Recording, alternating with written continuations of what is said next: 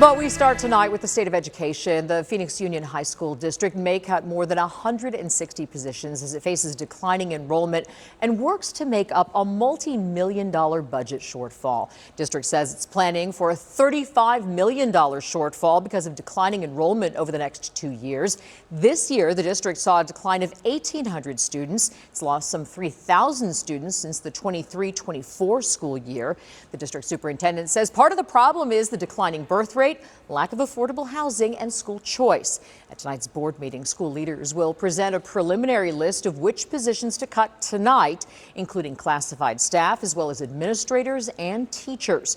The teachers union for the district says they've known this has been coming for at least a year.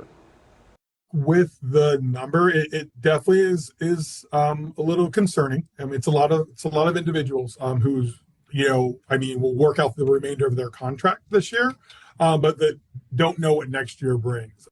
The superintendent previously said they'll have to cut about 6% of their workforce over the next 2 years. The district has about 3,000 employees. Many schools are grappling with declining enrollment and tight budgets. And as you've heard, some are already discussing school closures.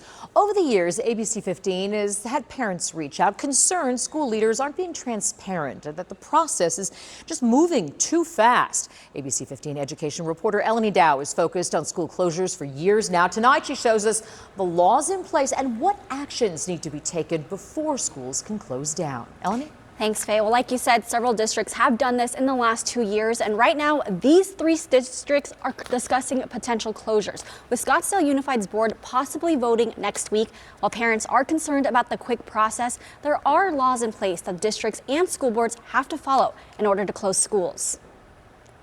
Tomorrow, guess what? It can be a surprise to parents when they find out their student's school might be closing. It was very much a shock to us. And so, we were trying to understand, like a lot of parents, like, how did we get here?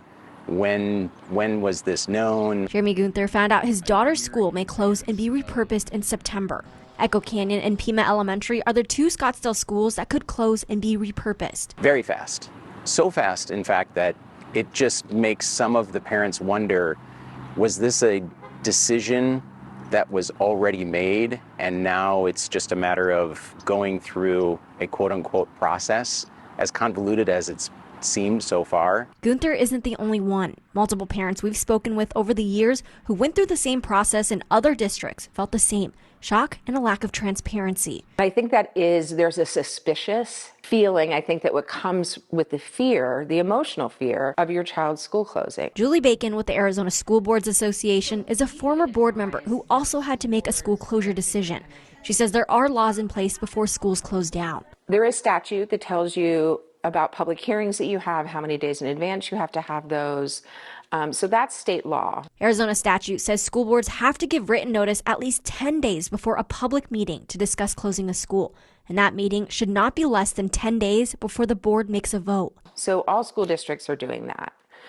In terms of what could happen beyond that, there's no real legal requirement beyond that. The School Boards Association advises districts should involve the community and families in conversations as much as possible. Closing a school doesn't just affect the staff and students who are in that school, it affects the community that lives around that school. All 3 of these districts have held multiple community meetings over the months.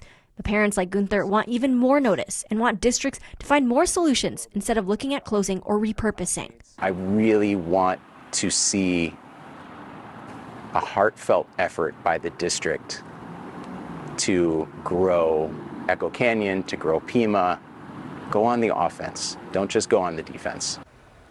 It is a heartbreaking discussion that will likely continue as landlocked school districts continue to see declining enrollment. Yeah, 10 days does not sound like a whole lot of time, Ellen, I have to tell you. So how can parents stay informed with what their school is doing and if a closure is being considered?